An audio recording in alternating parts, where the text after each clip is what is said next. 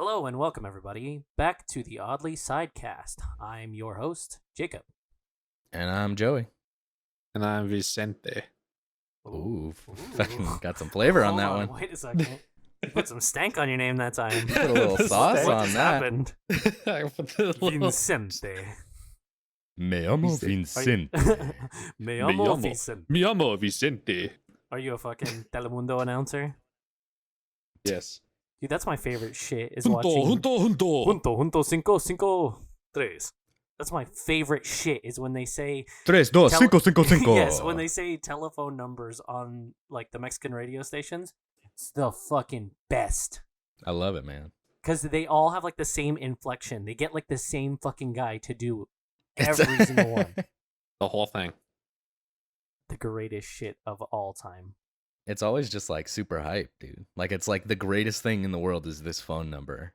And Have you guys ever seen the video of the fucking soccer announcer like going absolutely mad? He's like, "It's bad cop. It's bad cop. It's bad cop." I thought that was a Brazilian clip, though. I don't know. I'm pretty sure He's screaming so loud that I don't know. I don't know. I didn't even know that. All I've gotten from that clip, I've only ever seen it in like meme comps, is just Meme the dude comps. screaming "bear cum" over and over and over again. Jesus. Yeah. Yeah. I did end up watching that Rip and Tear video. Actually. Oh, you did? Yeah. I told you it's as good as I described it, right? Yeah. The dude interviewing him looks like the dude from Scrubs, the one actor. He Turk? looks like He looks like yeah, Turk? he looks like Turk. 'Cause he- Jesus. You like how I knew exactly who you're like, because I can see the video like in my mind. It's so burnt. he's like after the- 240p Turk. He's They low. got like he's stretched low out like poly. a Laffy Taffy. He's like a really shitty Gmod model. Jesus. Yeah, exactly. Not the Gmod models. The Source Gmod filmmaker. model of Turk. Jesus. So I do Scrubs. have. It's crispy. Speaking about the last podcast, I do have an update for the people of the internet. I actually went out of my way to order Buffalo Wild Wings. Oh no. Okay, Good. I saw that. I think I saw something where you had to order directly from them. Yes, you do. What? Oh, So you have to order directly from them right now, but they're doing like a deal. And it's like 30 wings for $24 or some shit like that. Really good deal. Not sponsored. Could be sponsored, but not not. sponsored. We To be cannot honest with you, I don't sponsored think based on I don't last think I'd want to episode. be sponsored by them, unless they're paying good. I'll shill anything if I'm getting a paycheck. On a But completely unrelated note, have y'all tried Lucky Raid for Shadow you, Legends? I just got an email Raid from Raid Shadow Shadow Legends. Legends. Jesus, that's how I know we'll have made it. Is when we That's have the a marker. NordVPN sponsorship, a Raid Shadow Legends sponsorship, and a Dollar Shave Club sponsorship in one podcast. The unholy Speaking trinity. of close calls, get a close shave with Dollar Shave. Jesus fucking Christ, it's horrific. There's probably Anyways, the hair probably wouldn't have ended up in the wings. ranch. I ordered myself some wings, and just wanted to say that even getting them delivered does not change the waiting experience. Jeez. So I ordered my food. I think it was like maybe 1:30, right? So just after lunch, and they gave me when I like put my order in and pay, they give you like the estimated delivery time, right? Keep in mind, I ordered it at 1:30. My estimated delivery time was like 3:10. Jesus. Jesus, man. And guess what? It was still late. It was still late. I got my food Oh, closer to damn. like 3:30. Uh So honestly, I concede that it is just part of the eating experience. Like the it is Buffalo Wild it is Wing patent. experience. It is patent. Buffalo Wild Wings has developed a system to make people hate their service, I'm guessing. Like I think it's intentional at this point. It's the wait time. They make you wait longer so you get more and more hungry. So when it comes, it actually tastes better because you're just starving to death. They give you just enough time to Google where the nearest Wingstop is. There you go. That's it. I'm Lemon taking my pepper business to wings. Wingstop. Jesus. No. I mean, the food was good.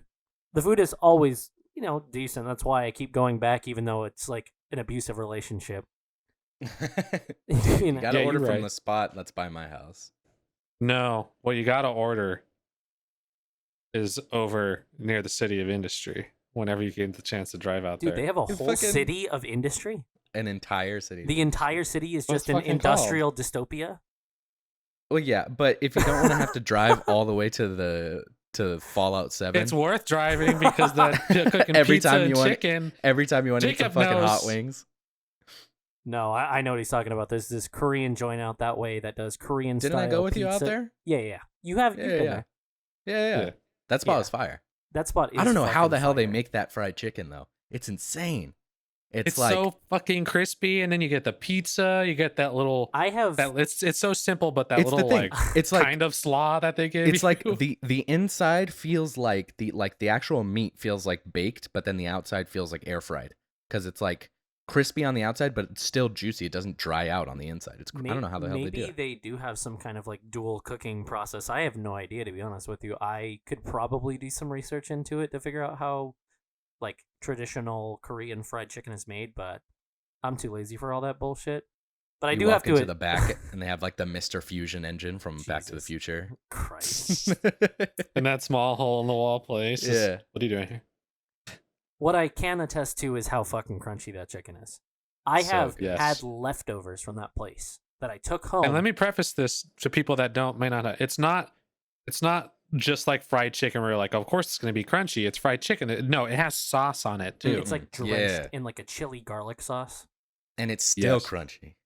I have taken leftover chicken home from that place, had it in my refrigerator for over 2 days, warmed it up, and it was still as crunchy as it was when it came out of the fryers. Marvelous. They do some Magic. fucking voodoo magic on that shit. They cast some like and then Some Korean ancient voodoo. Korean voodoo. and then you add a fucking pitcher of beer and some soju, and for a Ooh, very modest price, you have a good time. you have a Well, very because good it's time. like family style, so Yeah. you can feed a whole table for under $40, which in California is not easy. Yeah, to you do. can get like the whole gang for a pretty solid like $40, yeah. But I mean, again, I feel like we can split hairs about, eating at different styles of restaurants and stuff. But to compare a Buffalo Wild Wings to like a more bespoke style Korean chicken, Bespoke. That's what you have to fucking make, like for your restaurant. Just have it bespoke being one of the descriptors. You walk in and you specify exactly what you want. You have to call ahead like a week and specify exactly what you're gonna want to eat. all of our pastas are covered in our unique boutique style bespoke tomato sauce. You forgot to add rustic. I like to admit. No. The meatballs are rustic. Ugh. I don't like that. That's like an adjective for food. Have you never Yeah, seen it I've for? seen It's that shit all the constantly time. first food. There's like a whole Really? style of like bread that's always referred to as rustic bread. Bread or sauce. Yeah, I don't bread like or that. sauce. It's mainly in a kind of tomato sauce base. Yeah, it's like It's always like a inter- hallmark of like more like hipstery Italian places. And we have our rustic tomato sauce. Exactly. How It's the fuck literally do you make what they sauce say. rustic? I don't know what the fuck they mean by rustic. It's just a descriptor, buzzwords. Buzzwords. No idea. No fucking. It's like clue. you It could- literally, you it could literally is fucking- just fucking buzzwords. You could fucking make a fucking PB&J and say it's like peanut butter, No. peanut puree No, it would be atop rustic bread and with I don't know, fucking strawberry preserves or some shit like that. Even if it's not preserves. daily made rustic artisanal toast with a Artisanal is the other thing. with Artisanal. with a smattering of a grape coulis on one side and a peanut puree pomme supreme on the other. Pomme supreme. Is that an actual? Like, Oh yeah, Supreme. What the fuck does Supreme mean? I know, like, in the context of this, besides just making it sound fancy. It's essentially just kind of like, it's essentially the French traditional cooking way of a buzzword. Like, it's the same thing. Super. Unless you're referring Kind to of like cream fraiche. kind of like that. Yeah. Cream fraiche. It's just a buzzword. That's awesome. It's like a chicken nugget. It's just like A chicken nugget. What? What the fuck are you talking about? What? no, like try to fancify a chicken nugget. Chicken confit served a la accoutrement des Américains. The American. Or it could Amazing. be Well, It could actually, be no. I mean, normally chicken nuggets are served with French fries. So is it fucking? Oh no! I got it. Hold on. Bonsoir. Let me take this one. Let me say it'll be hand cut chicken thighs, Fillets. or You gotta chicken say cutlet, fillets. hand cut chicken fillets, breaded in a with rustic breading, served with the side of pommes frites. Pommes frites. Nice. Mwah. Truffle pommes frites. C'est magnifique. There you go. Jesus. With That will be $25, please. garnish from the legendary. Why did Hidden you turn Valley. into fucking? You ever see the old Captain Crunch commercials where he fights John Lafitte? What the fuck did you turn into John Lafitte? John It's Lafitte? on Lafitte. We have a delightful rustic chicken nugget served with the finest condiment from the Hidden Valley. Amazing. Beautiful. Why is it hidden? Our head chef Heinz himself in the back made that artisanal mustard. That artisanal Mustard. squashed pomodoro. Jesus. Speaking Beautiful. of Buzzwords. bougie dining, I made myself some seafood gumbo the other day. Oh, that's right. Yeah. It was shrimp and scallop with sausage, and Delightful. it was amazing. big boy hours. I made myself boy hours. some Jack in the Box popcorn chicken the other day. It was pretty. What? Yeah. Yeah. What does They it got mean? popcorn chicken now. Popcorn chicken. Yeah. It's even smaller chicken nuggets. Pretty much. It's chicken nuggets that you can put on in the background and just kind of like shoot the shit.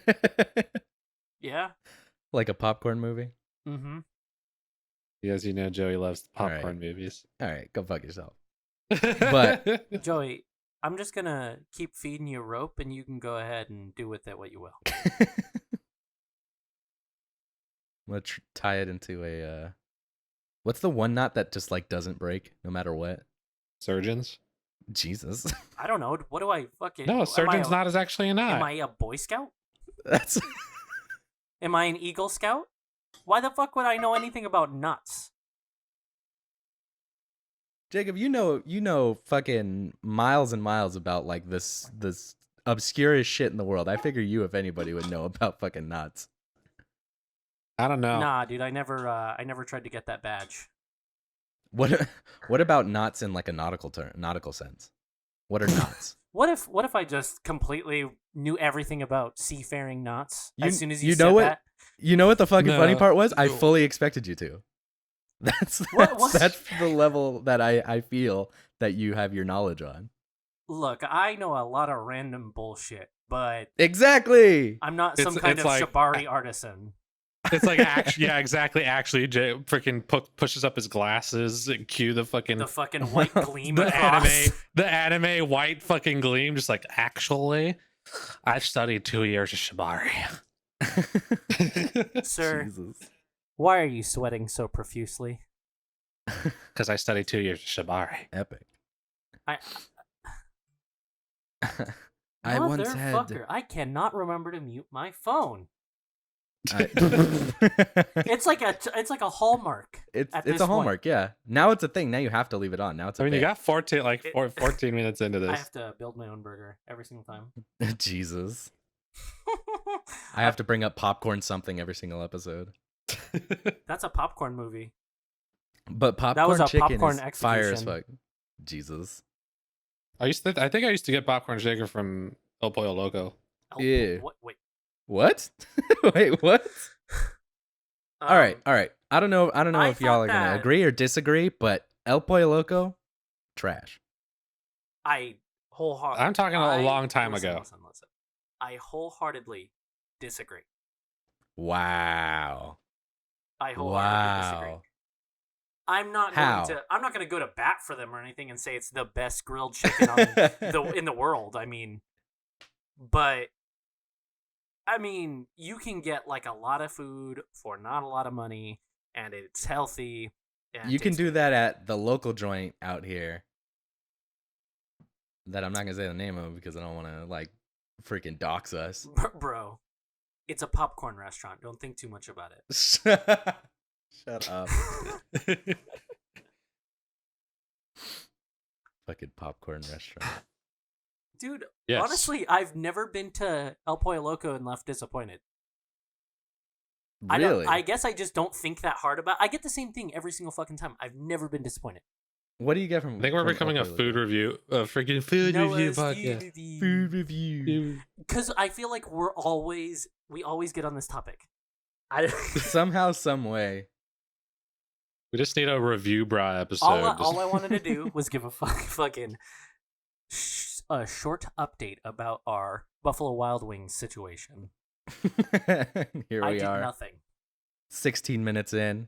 All right, speaking of fucking popcorn shit, the fucking news cycle the past 2 days has been all over the place. It's been a popcorn news cycle. It's been a popcorn news cycle. Kim Jong-un may be dead. Maybe dead. Something about a streamer flashing a titty on stream GB weebies. and not getting banned for it. Shit's crazy. Okay, well this just got really divisive. Oh. What? How did it get divisive? I mean, you can't talk about the supreme leader like that, dude. Oh boy. We're gonna get banned from Pyongyang. Supreme leader died from getting his fucking heart clogged by too much Big Macs. GB weebies. Pyongyang has just banned us right now. Is there a DPRK? DPRK. DPRK McDonald's. Is that a thing? Do they have a McDonald's? McDonald's Pyongyang? Right I don't next know. to the I want to hear about DPRK Kim BK. Jong Un's like what he ate. Like No, I want to hear. No. There would not be a Burger King in North Korea, but there sure as hell would be a McDonald's and a Subway. Okay, yeah, Subways are fucking everywhere. And I don't. I haven't talked about that on the podcast. Hold on. Side note: everyone fucking talks about like Starbucks being everywhere Here we and go. McDonald's Right being back everywhere. on fucking food.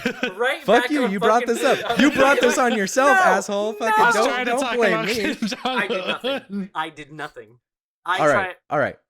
You Quick undermined 15-second Vincent's hard segment. Quick 15-second segment. If the world goes belly up, Subways will still be everywhere. Fucking everywhere. Even in the middle of nowhere. Like, even in, like, the middle of the flyover states. Subways are everywhere. Back on to the great leader. What? Jesus What Christ. a thanks for that serve, Joey. It was really good. It wasn't even a fucking serve. I was just making a point. You had to make a big deal about it. Because That we was literally sick. just said, let's stop talking about food, bro. This whole And then you were like, there's a fucking Subway and a McDonald's in the Democratic People's I'm gonna Republic go- of Korea. I'm gonna go fucking kiss you if you don't calm down. That's a threat. That's a goddamn promise. It's not a threat. Ugh. GB It's been weebies. so long But since I've yes, been able I want to to know taste what his homies. diet is. yes, I would want to hear from some like North Korean defector that's been near him, like actually say like, no, yeah, this man's a fucking animal. Like, Jesus. have you ever seen a man You eat know an what? entire Now fucking that I table think of about it- insert Korean dish? Now that I think about it, I would love to meet Kim Jong Un's private chef because Jeez. he Ooh. has to be under the most high stress environment that any chef is in the entire world. I mean, if One he died wrong of cardiac issues, he it's his fault. They're gonna blame it on him. Well, one wrong fucking move, and you get executed. Now, he's got to be like an amazing. He's probably like a Michelin star chef. Just because every single meal that he has to prepare is just a sweating bullet situation. accidentally fucked up the sauce. It was just like, what the fuck? He's It's just what if, Kim. what if It's Kim, just Kim Jong Un watching his little like satellite TV with a John Madden turducken. John on his Madden, plate. John Madden, Jesus. John Madden. John What- Madden. What if Kim From what I Jong-un, understand, listen, what if Kim Jong Un was like Ego from Ratatouille? Like he was a fucking food critic. Anton Ego. Yes, Anton Ego. I And he's all, and he's I all, love and it. he's all, excuse me, my veloute is separating. Make it again. You're pretty slim for someone who likes food. I don't like food. I love it. That's like one of the best lines in that whole fucking movie. Fuck off. You're not going to dunk on Ratatouille while I'm in the house right now.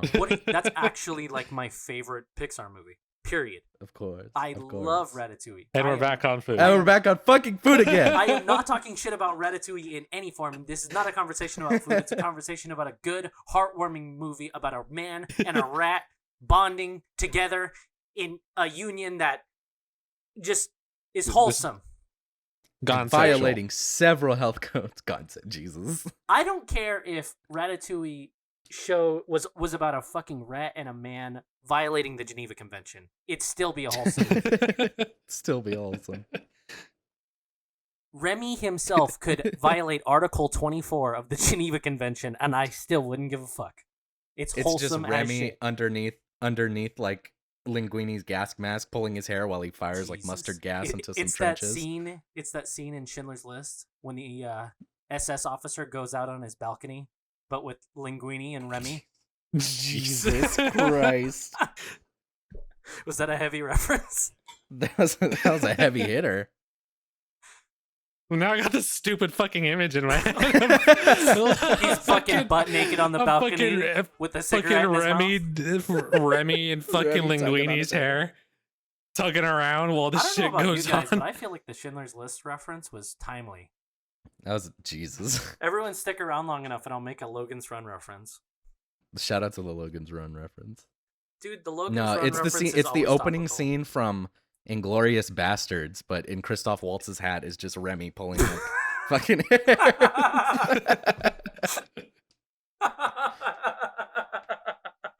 This is awful. This is the worst. We've gone down this dangerous road. Tarantino movies. Hold man. on. Sir, I'm under the impression that this is a dairy. The rat would like to taste your fine dairy, please. I'm What? He lifts the fucking milk to his hat. The rat is Oh, no. displeased with the quality of your milk. Men, execute them. Jesus. He puts the milk up to his hat. Remy tugs a hair and he flings it into the side of the wall. Piss water. Swine Swill. Oh fuck! Vile. I'd love to think that Nazis in real life just made generic audio clip, like had generic audio. Where clip. is this going? No. Listen, I'd like to imagine that Nazi soldiers in real life made generic audio clip voice lines like the original Medal of Honor game. Just little What? quips. Yeah, just like swine. Please tell me one of you guys has to have played one of the original Medal of Honor. Medal of Honor. Yeah. I haven't. I Yeah. haven't. So you know what I'm I talking played about, Medal of right? Honor.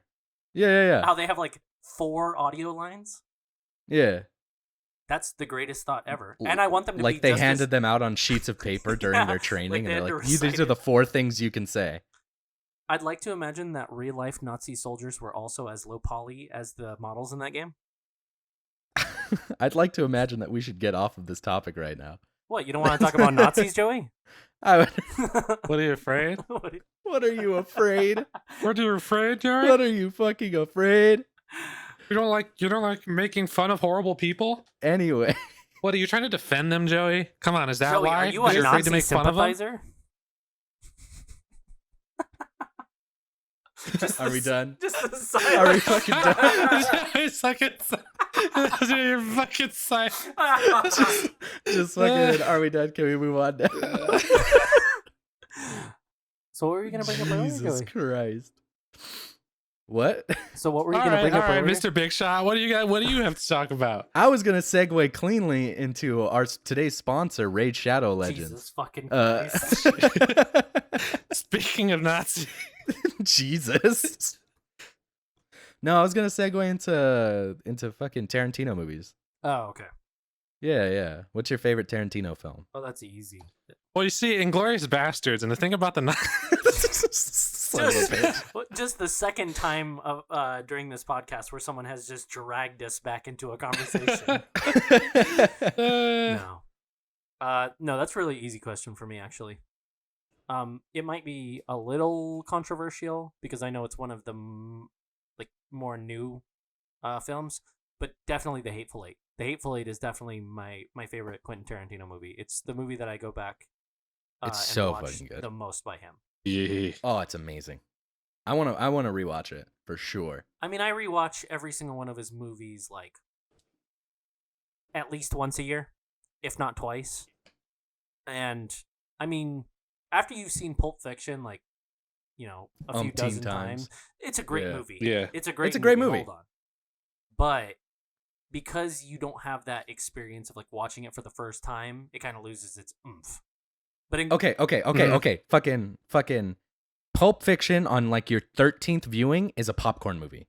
That's what I mean by that. No, because you still have That's to think what I about mean it by that. more than that. On like your 13th viewing, when you're showing somebody else the movie, but it's like not when you're showing somebody else the movie, but like if you and 3 people have seen this movie 12 times a pop, you pay attention for like the main bits, the main story beats, the main hits. But then, like, in the in-betweener kind of areas, you're just kind of chilling, hanging around, shooting the shit. That's a popcorn movie. I guess if I were to, like, say a movie that is kind of fitting of that definition is, like, The Big Lebowski. I've seen The Big Lebowski enough times to probably turn around and still recite the movie line for line. Sure. So... You're out of your element. I can understand that. You're out of your element. But still, I don't. No, yeah, Hateful Eight's a top tier choice. Even though you gave me that description, I still don't 100% agree with some of the things you try to sell off as being a popcorn movie. Okay. I don't think you can just write off bad filmmaking by calling it a popcorn movie. But it's not bad filmmaking if it's a popcorn movie. Transformers is a popcorn movie. The original Transformers is not a bad film. It's not that's what I'm saying. It doesn't have to be a bad film. It's not a bad film inherently because it's a popcorn movie. Joey, do you ever want to make something that can be described as a popcorn movie? No, that's not the point. So is it a negative term or not? You don't go in making to make a popcorn movie. What the freaking connotation is. It's not Would negative you ever want to be innately. known for You don't set out to make a popcorn movie. That's the thing. You don't set out to create a popcorn movie. Yeah, so then no, it's it's not negative. term. It's a neutral term because it's good for what it is. This Michael Bay film sure is a popcorn movie. Shut the fuck up. Look, it doesn't have to be a bad film innately to become a popcorn movie. The greatest film on like your 14th watch through is a popcorn movie because you're not paying attention as much. I can agree with that description of what a popcorn that's movie is. That's the whole fucking description. But you were trying to say that Suicide Squad, like a universally panned movie, is a popcorn movie. Ready? Here's my metric. Metric. The worse a movie is, the less watches it takes for it to become a popcorn movie. So again, and if a movie is bad innately, to disguise no. Because a fantastic movie becomes a popcorn movie on like its 14th watch. It's not a bad movie. It's just you've seen it enough times where it goes and it's kind of just in the background on what you're doing at the time. A bad movie can be a popcorn movie too with less viewings because the first time you see it or the second time you see it, you already know its whole thing and you already know you're not going to enjoy it and you just kind of put it off to the side on purpose. Still popcorn movies for different reasons. All right, General Custer, that's your hill to die on. So Vincent, what was your favorite Quentin Tarantino movie? Jesus Christ. It's actually an equal for me between Django Unchained and Hateful Eight. I love both of them equally, depending on what I'm looking for. Is it weird that Quentin Tarantino's so good at making westerns? He just has that spaghetti western influence. I mean, he even has one of the most prolific spaghetti westerns composer on like the composer for Hateful I Eight feel like did there's a lot the of good, the people, bad, and the I ugly. feel like there's a lot of people that wouldn't outright describe Django Unchained as a cowboy movie, but it absolutely is. It absolutely is. There's a lot of people though that I feel wouldn't describe it as that, like exactly. Like The Hateful Eight is much more of a in your face. This is a cowboy movie.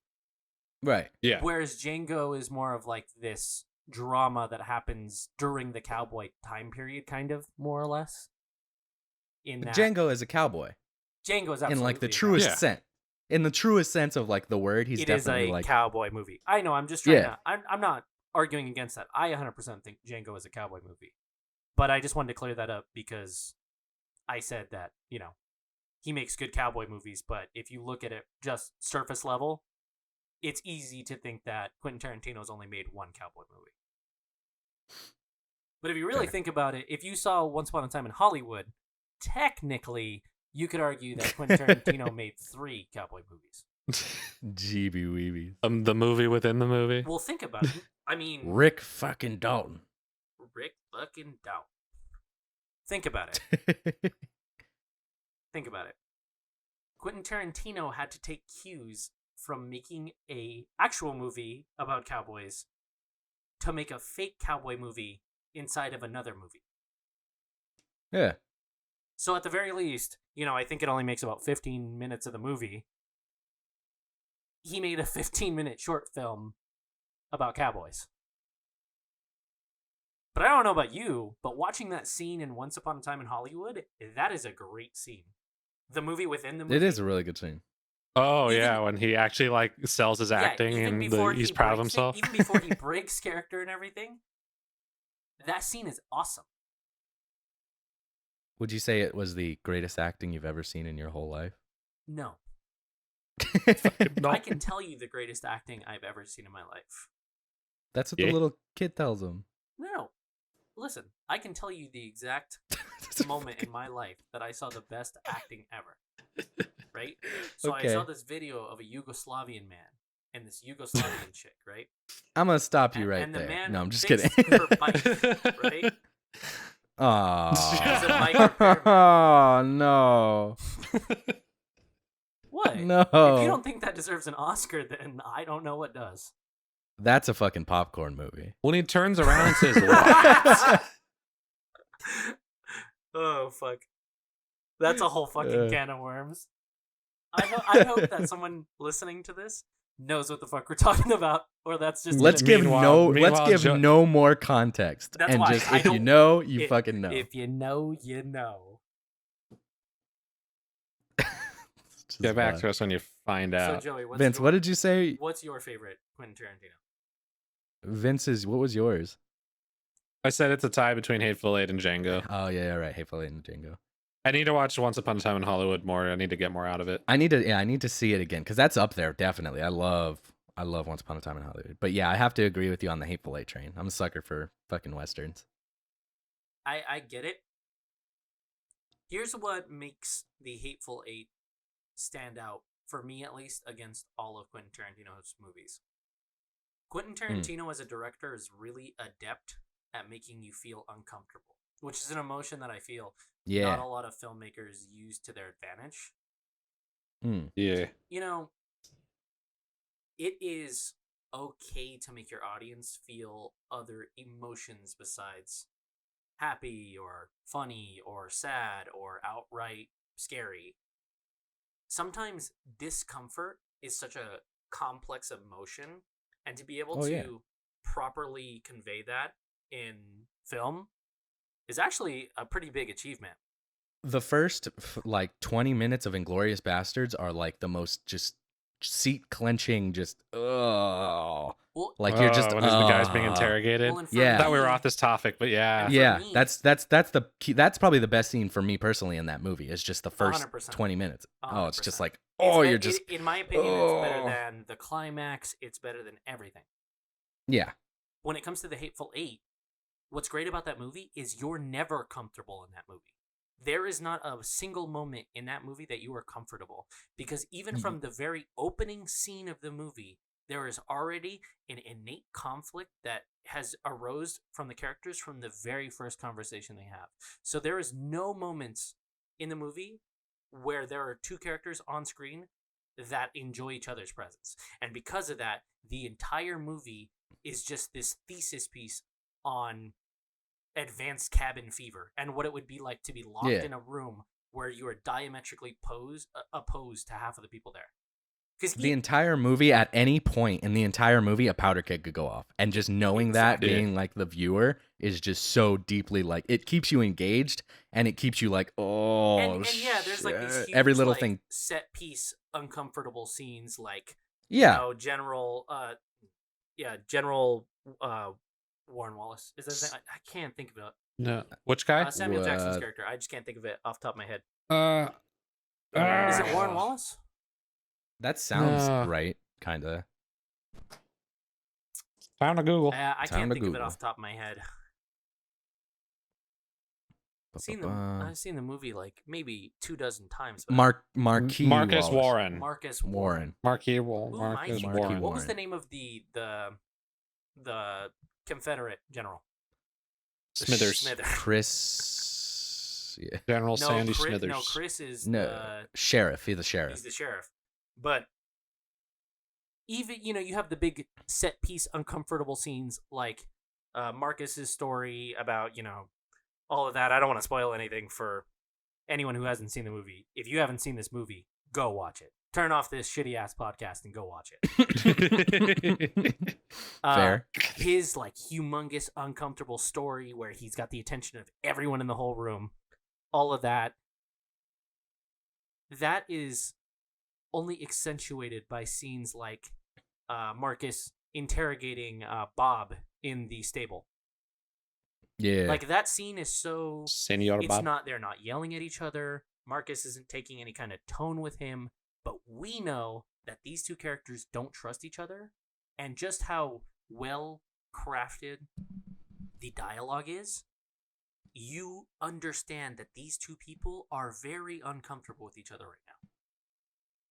And because the people on screen are uncomfortable, and the movie kind of like begs you to pick someone. It kind of begs you to pick a side. Obviously, Samuel Jackson's character is supposed to be kind of like the quote-unquote hero of the movie, even though he is not necessarily a good guy. Yeah. But it kind of... The movie tennis rackets you around. It tries to make you pick a side. It tries to make you pick a corner to be in at the very least. And that's what makes the movie so uncomfortable. And then obviously you get down to brass tacks of the whole elements. Whodunit. Yeah, the whodunit elements and things like that. And what it makes for is it literally just makes for a uncomfortable 3 hours. And what's funny is maybe on paper you would think, I don't like that. I don't want to watch that movie because it made me feel uncomfortable. But that's what makes the movie great. Is that it could make you feel that uncomfortable. It's nice to have a filmmaker use a emotion that isn't just happy, sad, or funny. Yeah. New feelings. That's what new feelings. New feelings. That's what makes. I've never felt emotion before. That's what, in my opinion, makes that movie like float to the top against all of his catalog. Would you say it's the cream of the crop? I rise to the top. I never eat a pig. Because the cream rises to the top. Ooh, yeah. Ooh, yeah. No, yeah. It's effective use of the idea that conflict should feel uncomfortable. Where like a lot of times in movies, like, yeah, there's a conflict, but it doesn't feel comfortable because there's like that innate sense of like, the good guy's gonna win. Not only that, this is a movie. The good guy's gonna come out on top. Yeah. And that I feel like in Tarantino movies, like you never fucking know if like the good dude's gonna win, or even if there's a good dude. Yeah, that's the thing. Like you don't know who the good dude is if there is one. With all of this being said, right? I think that we've proselytized for that movie enough. I want to ask the flip side question. What's his worst movie? Fucking what's it Brown? You think Jackie Brown Brown? is his Jackie worst Brown. movie? I've never seen Jackie Brown, so I couldn't give an opinion. Yeah, I don't feel Jackie Brown is the strongest movie. I definitely think that maybe Jackie Brown is close to the bottom, but I don't think it's his worst movie. What would you say is the worst? Probably Pulp Fiction. No, I'm just kidding. Jesus. I'm fucking with you. Probably Kill Bill 2. Oh, that's true. That is true. The sequel. I forgot about the Kill that Bills. movie- I forgot about the Kill Bills. Well, Kill Bill 1 is awesome. It's not like a very cerebral movie, but it's definitely awesome. I feel like Jackie Brown's better than the second Kill Bill. I've never seen Kill Bill either. Really? The original Nah. or the sequel? The original. I am flabbergasted. So, okay. Yeah, that's your homework. That's your homework for this week, Joey. You gotta watch. Watch Kill Bill. You have to watch Kill Bill. You need to watch Kill Bill 2. You need to watch Jackie Brown. Did you ever watch Suicide Squad? I want to make a bet I that Joey's gonna come. did. I want to make a bet I did. that Joey's gonna come back and say Kill Bill was a popcorn movie. It is. What would you do if I did? I would describe Kill Bill as a popcorn movie. Oh, shit. Because it is a good film that I've seen enough times to put it on Oh. and turn my brain off. There it is. Ladies and gentlemen, this episode is titled the fucking validation of popcorn movies. That's what this episode is called. That's why That this was really episode's lame, but Is okay. that, is that All what, right, is that fuck what off. you got from that? No, this episode's called Joey's Vindication. I'm pretty sure that this podcast should be called The Hateful 3 because, That's a better title. anyways, you should watch those movies. I did, in fact, watch Suicide Squad. I didn't get around Yeah. to it that week like I was supposed to, but I did get to it like 5 days ago. And I hate to break it to you, Joey, but it's just a bad movie. Nah, because you got to watch it with people. No, okay, don't keep adding Hold stuff on. onto it. So- Oh, fuck off. No. so now I- Don't keep adding stuff onto it. No, I said earlier, all right? With a bad movie, like you watch it the first time, and it's not a popcorn movie the first time. It's the second time around. No, dude. McDonald's McDoubles are good. You just need to ask for mac sauce on them. They're like Big Macs. Fuck off. Fuck off. No. Listen. Suicide Squad, bad movie. All right? Bad movie. But it's a good popcorn movie. Because if you put it on, Nah, dude, my If Honda you, Civic is me, great. You and just gotta Vince- straight pipe if- it and put a turbo. shut up. Makes it fucking great. If you, me, and Vince are in my living room and we put Suicide Squad on and we make some drinks and we shoot the shit and we laugh and have a fucking riot, a romp and a riot while that's going on, and then you look over and you see some stupid scene and you're just like, oh, that shit was dumb. And then you're like, oh, look at this, and laugh about it and have a good time. It's a good popcorn movie. Are you trying? Same thing can happen with a good movie. Are you trying? You can to say, like, oh, that's a here good and ass tell scene. me that Suicide Squad is a schlock film. The fuck is a schlock film? Are you trying to say it's in the same league Like, as yeah, The Room? Like it's so bad it's good. No. It doesn't have to be so bad it's good. What the? Why are you guys adding shit onto the popcorn? I don't Joey, know, I Webster. think- You're the one Joey, who's supposed Joey, to okay, hold on, explain hold it on. to me. Everybody, shut the fuck up for a second. I think the problem here is, Joey, is that the category is mixing good movies with bad movies, with movies that are inherently bad. The problem is that there's no distinction between those two within the popcorn movie, like umbrella. The distinct part of a popcorn movie, the distinction, because it can be a good movie or a bad movie, it can be a great film, it could be a trash film, it could be a schlock film, whatever the fuck, it could be an Oscar-winning film. The pinpoint thing about a popcorn movie is that you can put it on and you don't have to pay attention to it and you have a good time. It's just a good time to have on in the background because there's key scenes where you can look and either make fun of it or you can look and be like, oh, that's a great fucking scene and have like a conversation about it. But the essence of the popcorn movie isn't the movie itself. It's having it on in the background as kind of noise and as like filler for conversation and shit like that when you're chilling with the boys. That's the essence of a popcorn movie. The Room is an excellent popcorn movie because you can just look at the fucking all of the wily scenes in that movie that are crazy and be like, oh, haha, yeah, totally awesome, whatever.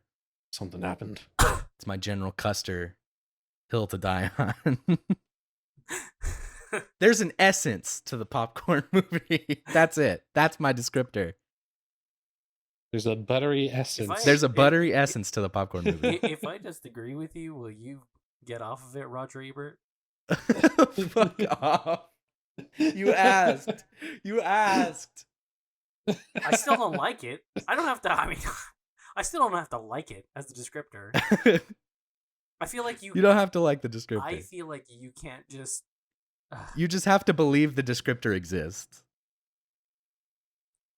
That's my soapbox. All right. Yes. Yes. Dead air. Fucking dead air. We're probably gonna. The popcorn we're probably movies. gonna have to cut that shit out. The popcorn movies killed my groove. Honestly. Fucking killed the vibe. Well, I mean, you're the one who was shouting from the rooftops. I was fucking preaching against the choir. Jeez. Killed my groove. Okay, Why so do you here's make something we Cusco- haven't why talked do you about. make Cusco sound like a fucking Muppet baby. Killed the groove. Killed my groove. Kill my groove. Kermie, you threw off my groove. My groove. No, something we haven't talked about since we talked about it. We've started playing Fallout 76 after Wastelanders. No, you can't say that. They're all gonna dislike if they hear that we play that game. Didn't you hear? Look, Bethesda's the devil. They're look. basically EA. Vincent, what are you doing? I'm You're s- throwing our whole channel under the bus. Hey, I'm gonna keep us down because I'm still neutral on it because I haven't done enough in it yet. So far, it's not the trash heap it was, but it hasn't impressed me They'll yet. know we're unclean, Vincent. I feel like that's a fair assessment. Yeah, I think it's fair. I think that game can be fun with friends. Yeah, But it's I agree. the being with friends part that makes it enjoyable. Yeah, it's the same thing as putting on a popcorn movie and needing all of your friends, alcohol. You need to have a large pizza from Papa John's, not sponsored, but could be sponsored. I mean, Fallout 76 is a popcorn video game. Jesus. All right, popcorn video Well, games. Let's thank do you, it. ladies Fucking and gentlemen. Christ. We'll see you next time on the Oddly Popcast, Jesus Christ. where we'll be discussing Oddly Popcast. We'll be discussing Orville Redenbacher. This shit feels like a fucking popcorn podcast. It's all about reviewing different types of popcorn. Jeez, that run out of shit fast. Is there really that many different types of popcorn? So I enjoy kettle corn. Mm-hmm. Ray I Liotta like pop- Private I like Select. popcorn. Have you guys ever had Popcornopolis? Oh my god, Jesus. the zebra Zebra corn. popcorn to die for. No, but fucking I don't know. I all I know is that I haven't played 76 except when I played it with you guys. And I enjoyed that. That was fun, but I just don't play it like by myself. I think it's fun. Yeah, that's cool, man. I would never say that it is a good game. But it is Sure. definitely fun. I will say that much. It has its moments. I got to level 50 in that game for some reason. Exactly. That's the thing. I can't explain to you why I have made it to level 46 or 7. It just kind of happened. And it's not easy to get to those kind of levels in that game. You do have to invest some time into it. So at the very least, either I'm a glutton for punishment or I enjoyed myself. You know what I think it is? I think it's the world. Oh, I think it's see, the fact that's that the you thing. have I like a love huge that. Fallout world to explore. I love that aspect of the game. I think the world design and the setting amazing. is awesome. It's probably the best part about the game. Yeah. And I mean, I won't lie. There's definitely a part of me that kind of just wishes it was a normal Fallout game that I could experience with that map and everything like that. But I can still accept that it's not. You know? Just because it's not exactly what I may have wanted doesn't mean that it is just null. Inherently the devil. Exactly. Yeah. Yeah, I don't know. They keep adding stuff to it. I feel like you can sit there and talk about anything that is perceived as bad and be like, well, it could have been this and it could have been that, but it's not. So there's some things you just kind of have to accept as is. Right. And when it comes to Fallout 76, like, you kind of just have to accept that it was kind of a misstep for Bethesda, and that it's either going to be a game that you enjoy or it's going to be a game you don't. But I don't think that anyone can be like, game of the year, game of the century. Yeah, totally. it's just not. Like, from an objective game design standpoint, it's not. But it's not like E.T. for the Atari. Exactly, where that game has literal no redeeming qualities. There's certain things like literally unplayable. There is certain things that just are universally accepted that they're completely irredeemable. You know, like a pile of actual dog shit is irredeemable. I feel like if you give like 2 more, at least maybe 3 more, like Wastelanders style updates to 76, and it could probably be like a decent game. Like, generally, if people tried it, I think they may enjoy it. But it's just the nature of people were being so used to single player RPG Fallout, and then the initial base game of 76 is just not that. The fun thing that did happen is it was me, Jacob, and the other Vince, and we ran into a Scorch Beast. Oh, that was great. Yeah. That was great.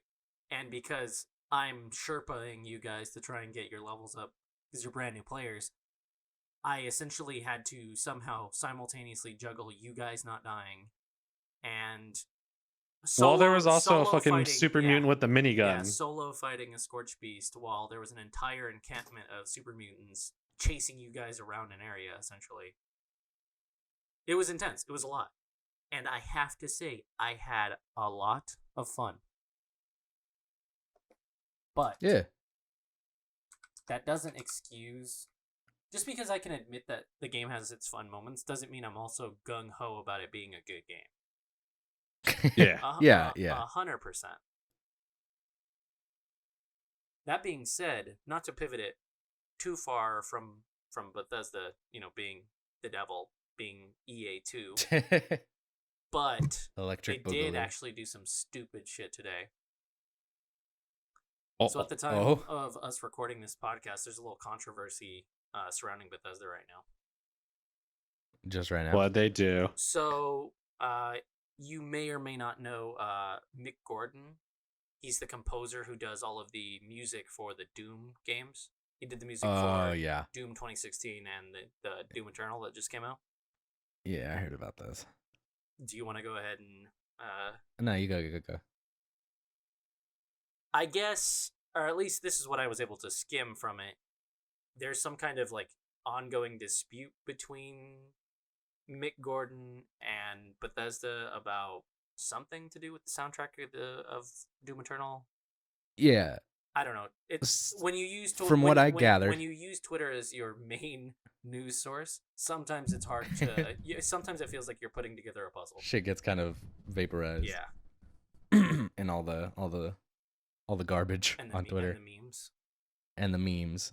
Basically, from what I was able to gather before like things got crazy, was that the composer was upset because like it was either like the Spotify or the iTunes version of like the soundtrack that Bethesda put out used like some unmastered and like shitty quality versions of all the tracks and things like that. So basically, from what I was able to gather, kind of like doing the same shit, like wading through Twitter, I believe the circumstance, I could be wrong about this, was that the composer was upset with Bethesda because for like the release of the soundtrack, like I don't know if it was like Spotify or iTunes or whatever the hell they released it on. They used like the tracks that weren't the ones in the game. They were using like unmastered ones or like ones that weren't like finalized or some shit like that. And the dude was like, "Hey, what the hell? This sounds like garbage." And a lot of people were like, "Dude, this isn't. I don't know. It sounds like shitty, not like how it is in the game." Because like in the game, it's awesome because they're like mastered and they have like they're finalized and they're put in. But I think they used like either the wrong files or just chose like shitty compressed ones or something like that. Mm-hmm. So I feel like I think that was the situation. I see. I mean, I can understand that. I don't think anyone can blame him for being upset about that. Mm. Yeah, because it's like something your name's attached to, and they're putting out like the unfinished version of it. Yeah, they didn't like put out like the mixed version or like an unfinished version. That being said, this is all very funny because this also comes on the day of Todd Howard's birthday. Oh yeah, that's right. So just Bethesda can't fucking win, dude. Yeah, he left. Bethesda. Fucking rest in peace. Oh, because it was released to the others who purchased the game's collector's edition, but the soundtrack featured much flatter dynamic mixing, and he voiced his disapproval. And then he fixed the mix himself, or he's planning on fixing the mix as well. Wait, hold up. Todd Howard left Bethesda? No. I'm talking about Mick Gordon. I was about to say. I was. You're like, how is this not bigger news? I was like, brown blazers everywhere are reeling. Flying off the shelves. God powered. The Todd Ballard. You know his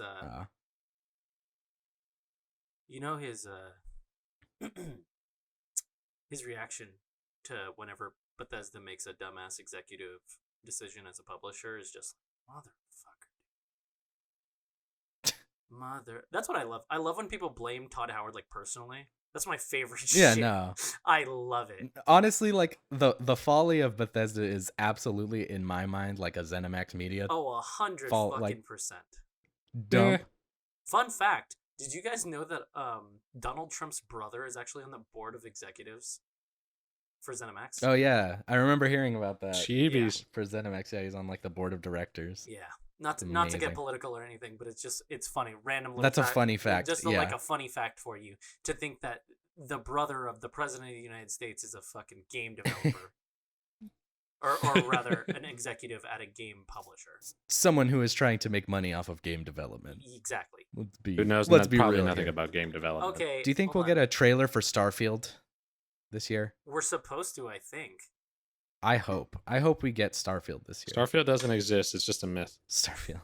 No, that's you know how why I want feel Starfield about, this That's how year? I fucking feel about Elden Ring.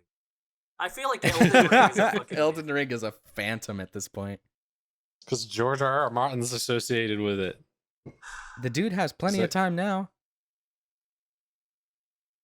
I don't know what the fuck he's doing. I'm pretty sure he had plenty of time before.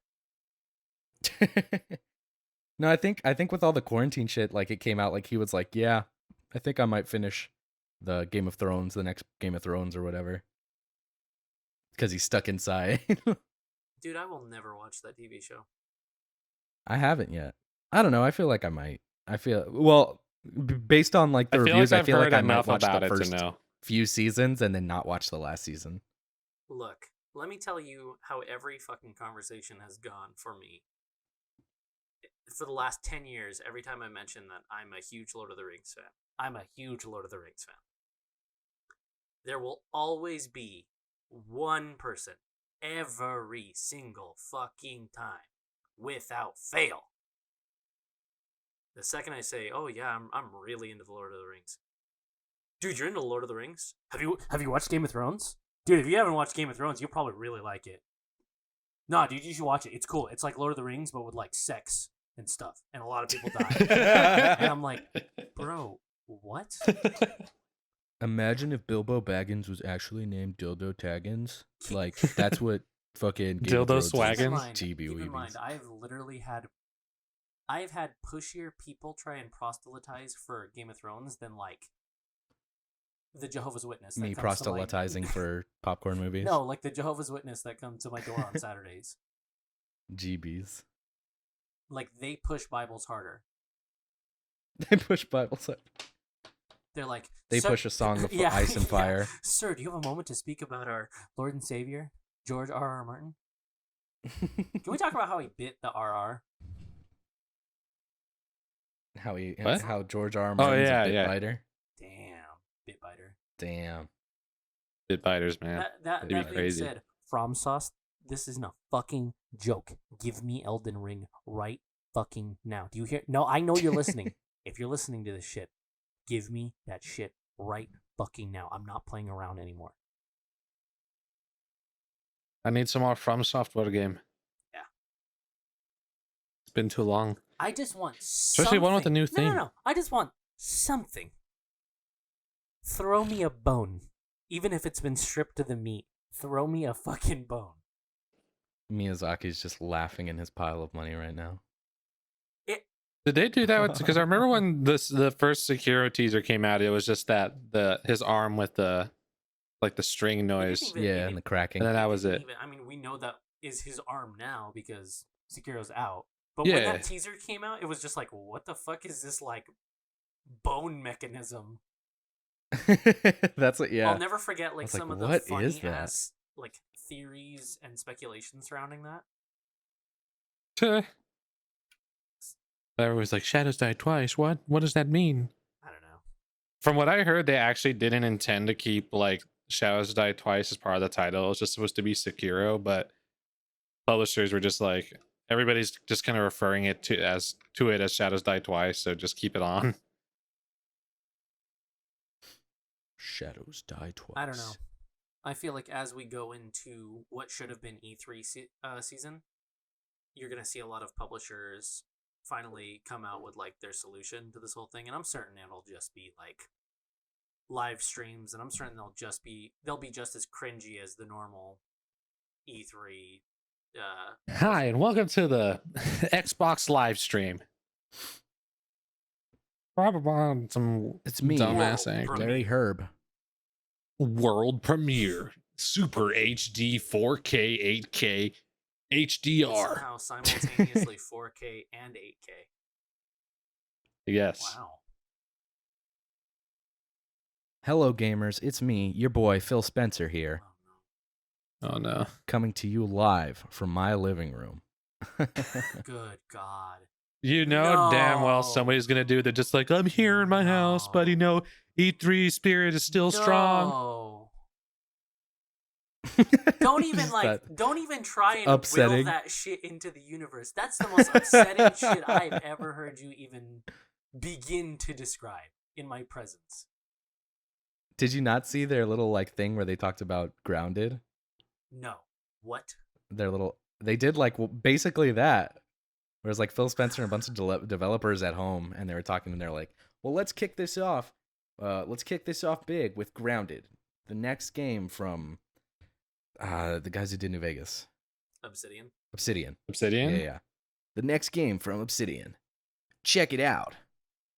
Xbox world premiere. No, I don't think they had the world premiere, but they did. What I hate is when they have like the obviously scripted actors play the game, like a multiplayer game. You hate when you hate watching the Ubisoft conference every single year. Yes, dude. It's always like, look at this power going up. way too smoothly. Awful. They're trying. It sounds so like they're shitty. trying way too hard. Hey man, It's like, check out this drop. Whoa, is that God's Fury? Yeah, it's a legendary tiered weapon. No. It's exactly that. They'll always try and throw in like some little lines to make it sound more human. So instead of like, wow, is that fucking Magathon's dildo? It's like, yeah, dude, yeah, it's pretty good. That's it. It's like shit like that. Magathon. Yeah. Where they're walking down the street, and then he's like, "Hey, check this out," and he emotes, and he's like, "Haha, it's fucking sick, dude." And then they continue walking slowly. Turns around. I'm waiting. Wow, epic cock, dude. I'm waiting for the fucking, what is the sick animations? I'm waiting for like them to like run up, is like, "Oh, is that God's Fury?" And he's like, fucking dick, yeah, dude. he's like, Suck my "Suck fucking my dick, fucking dude." dick, dude." And then just like it closes and it's just like world premiere. Dude, why is it that the Ubisoft conference is always just cringe? It's like palpable cringe. It's like the Ubisoft conference is fucking year. The Ubisoft conference is, here's a celebrity announcer that's maybe a half decent announcer, but doesn't really know what they're talking about here. And then it's like, and shout out, here's Jason Derulo and Just Dance. Oh my god. And then it cuts, and then it's like, and here's our latest multiplayer live service game, and 2 people who were scripted and paid well to read this advertisement to you right now. And then is that the Demon Slayer's trident? Suck my fucking dick, dude. And then it always wow, it's so fucking hard right now, dude. This game's awesome. And then it always ends with the announcement for the new Assassin's Creed game. And that is the only moment at the Ubisoft conference when there's ever genuine applause. Yeah. No. The only moment where there's genuine applause is after that, where they're like, no, when they're like, and here's a 5-second teaser for Beyond Good and Evil 2, that game that's never going to come out ever. Do you think that at this point, Ubisoft is into like, do you think they have like a voyeurism fetish? Do you think they like to have the general public watch as they fuck their fans live on stage each year at E3? They're sadist. Yeah. They're somebody that famous, well-beloved franchise that Ubisoft absorbed into our company through the purchasing of whatever lowly game dev studio made it originally. Yeah, here's a teaser for the sequel to it that's never fucking coming out ever. Jesus Christ. Ubisoft fucking... Yeah, you like that, don't you, little piggy? Yeah, keep buying Assassin's Creed. Maybe we'll make it someday. Jesus Christ. I like how Assassin's Creed went from like futuristic assassin shit to like, oh my god, the people before. But that's aside. It just feels like Ubisoft, like somebody high up on the Ubisoft rung was like, well, everybody, I've hired somebody to help us with our marketing, and it's the kind of person that's just like, hi, my name's Bill Swift, and I have a lot of experience in marketing, and we're just gonna, really try to reach out to the younger crowd. That's our demographic.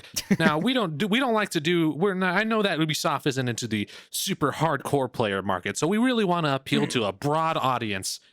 And then he's like, and I welcome it. And then he's like, and I'd like to welcome you, our biggest advertiser yet, into the fucking room. The conference room doors bang open. It's just Jason Derulo. Yeah.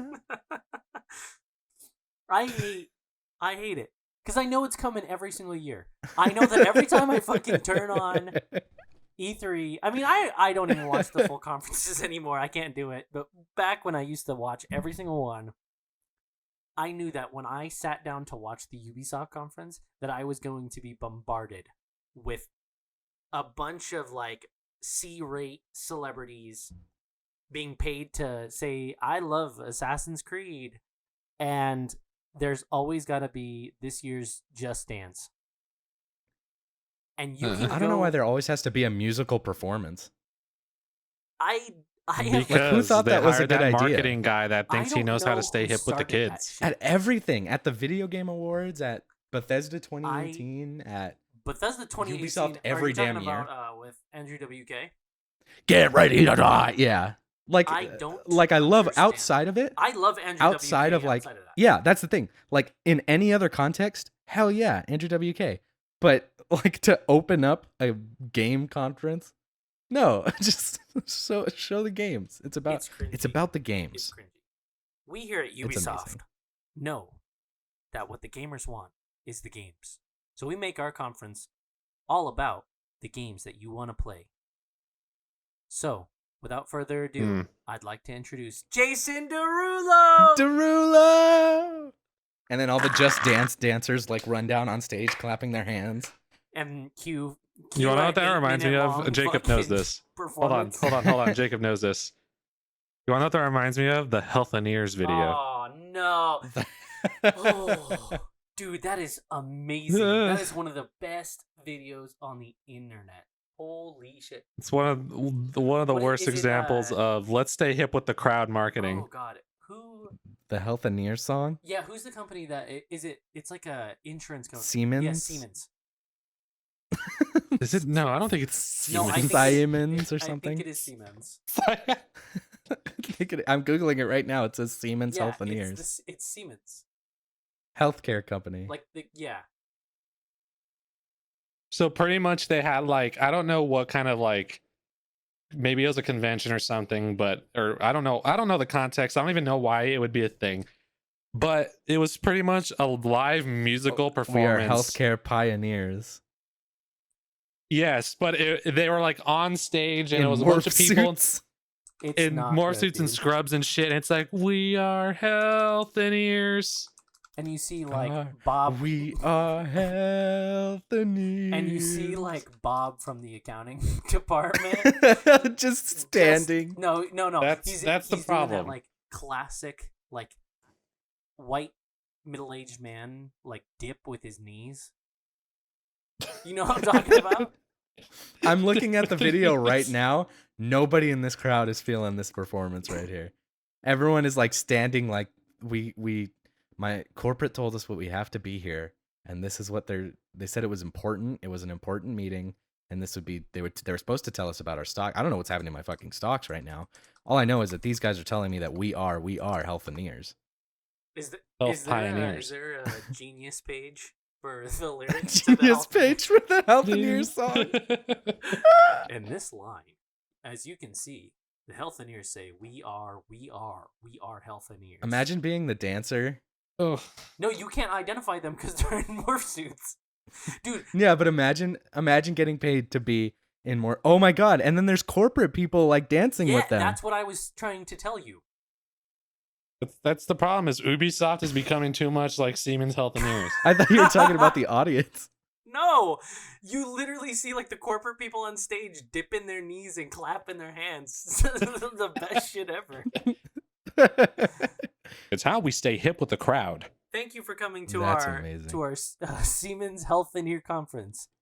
I'm watching people in the crowd shake their heads. Without further ado, Jason Derulo. Cinderulo.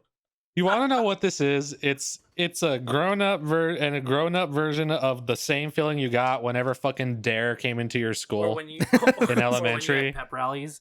God, I hated pep rallies. Yeah, or when you had pep, you just sit there and it's like some dude. It's always under the guise of trying to be cool with the crowd, with the demographic. Really try to appeal to those youngsters or whoever the demographic is, kind of thing. And it always just comes off like you can just picture the backwards cap and the backwards chair as they sit in front of you, fellow kids. I'm going to talk to you about drugs. It's Phil Spencer running out on stage, jumping and clapping in a morph suit. My Xbox World disgusting. Premiere. 4K HD.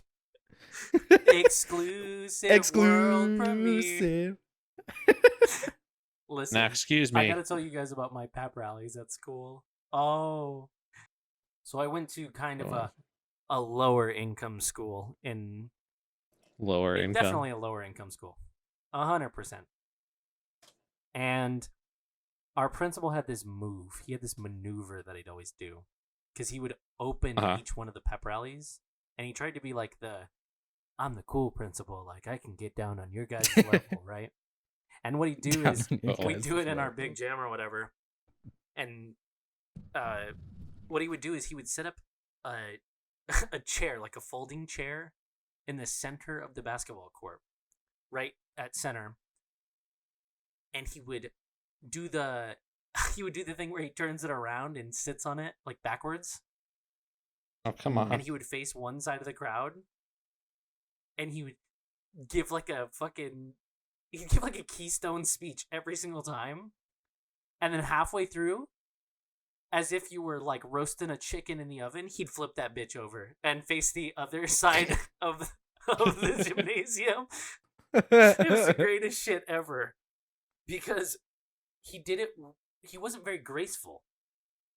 So what it really was watching like a mid. He had to at least be in his mid 50s, late 50s, maybe going on 60 years old. So it was basically like watching a damn near AARP member try and get up quick and flip around a chair while also simultaneously redirecting his sitting motion.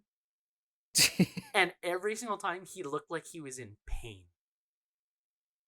but he did it. Like there's an audible grunt. And they got those middle-aged freaking, you know, middle-aged worker freaking trouser write up that they always get when they try to sit right like that. You know what I mean? Man, I'll never forget that. It was like the biggest power move of all time. To this day, You know what that is? every time I go into a work interview, I do that to the chair. I flip it around. I turn my baseball cap around. I'm like, hey, you know what? Let's get on this vibe. Yeah? That's Joey trying to convince you about popcorn movies. That fucking performance, the E3 Ubisoft performance is a popcorn presentation. What would you guys do? What? The next Xbox conference, Phil Spencer comes out with a fucking folding chair and just goes Phil Spencer walks out. I would say this is. I would say that. Hold on, shut the fuck up. I would say it was a popcorn presentation.